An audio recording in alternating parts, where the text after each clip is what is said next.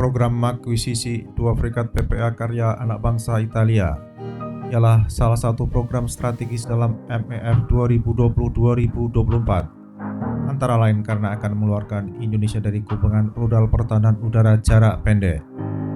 Sejak 1980-an Jakarta sudah terjebak dalam kubangan tersebut, walaupun di pasar tersedia peluru berpandu pertahanan udara jarak menengah.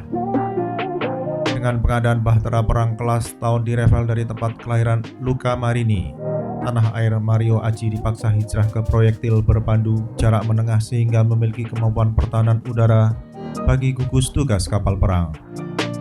Rudal Aster 30 keluaran MBDA adalah senjata yang dirancang untuk melengkapi kapal perang yang sebenarnya tidak disukai oleh Indonesia sebab menggunakan sistem pendorong turbin gas.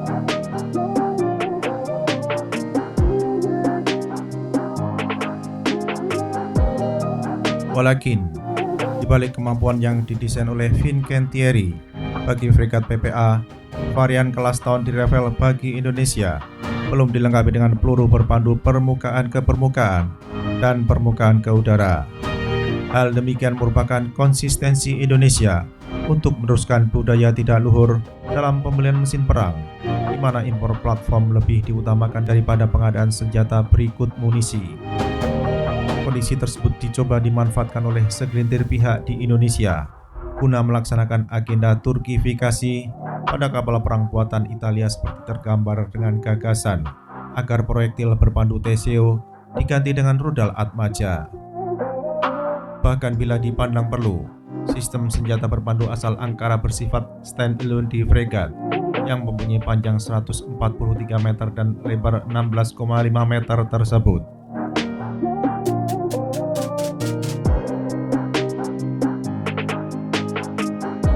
Sampai saat ini, upaya Turkifikasi PPA terus ditolak oleh Italia sebab mereka tidak sudi kapal perang mereka buatan Fincantieri dipasangi sistem Turki. Bagi Italia, kapal perang Italia ialah signature product yang harus menunjukkan keunggulan dan kemajuan teknologi Kampung Sandro Tonali. Medan Merdeka Barat tengah memproses rencana akuisisi beberapa senjata pembunuh buatan MBDA untuk mempersenjatai PPA. Seumpama Kementerian Pertahanan menganugerahkan kontrak pada tahun ini, paling cepat Raja Rudal Eropa baru dapat menyerahkan proyektil-proyektil berpandu pesanan Jakarta pada 2029 atau 2030.